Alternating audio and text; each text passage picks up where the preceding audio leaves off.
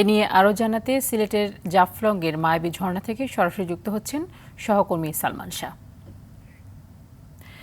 ঈদ মোবারক সালমান। আজকে ঈদের দিনে পর্যটকরা এরই মধ্যে আসতে শুরু করেছেন কিনা এবং হোটেল কর্তৃপক্ষ এবং পর্যটন সংশ্লিষ্টরা কি প্রত্যাশা করছেন?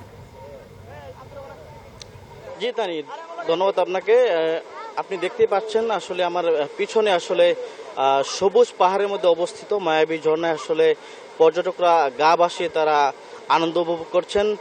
আপনি জানেন আসলে গত ঈদুল ফিতরের যে লম্বা ছুটি ছিল সেই ছুটিতে পর্যটকদের পদচারণায় মুখর হওয়ার পর আসলে দীর্ঘ যে 2-2.5 মাস গেছে, সেই 2-2.5 মাসে আসলে জাফলংয়ে পর্যটক শূন্য ছিল, শুনশান নীরবতা বিরাজ করছিল। সেই শুনশান নীরবতা কিন্তু আজকে দুপুর পর্যন্ত ছিল, কিন্তু আজকে দুপুর পর থেকে আসলে কুরবানির যে আনুষ্ঠানিকতা সেটি শেষ হওয়ার পর থেকে আসলে জাফলংয়ের যে পার্শ্ববর্তী এলাকার যে স্থানীয় যে পর্যটকরা আছে তারা আসলে দুপুর পর থেকে আসলে জাফলংয়ের যে মায়াবী ঝর্ণা সেখানে আসলে আসতে শুরু করছে এবং কি তারা এখানে এসে আনন্দ উপভোগ করছেন। আমি আপনাকে একটি জিনিস জানিয়ে রাখি, আসলে এই আগত পর্যটকদের নিরাপত্তার স্বার্থে আসলে এখানকার উপজেলার প্রশাসন, থানা পুলিশ, ট্যুরিস্ট পুলিশ, বিজিবি এমনকি রুবার স্কাউট সহ এখানকার যে স্বেচ্ছাসেবক দল রয়েছে তারা আসলে নিরাপত্তার স্বার্থে আসলে প্রস্তুত রয়েছেন।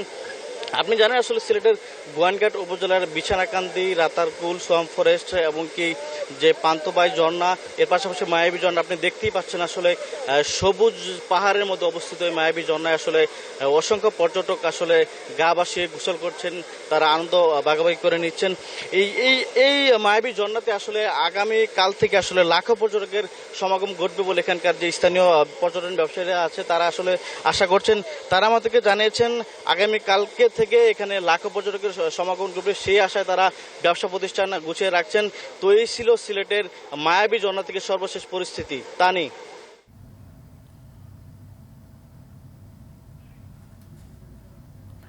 ধন্যবাদ আপনাকে।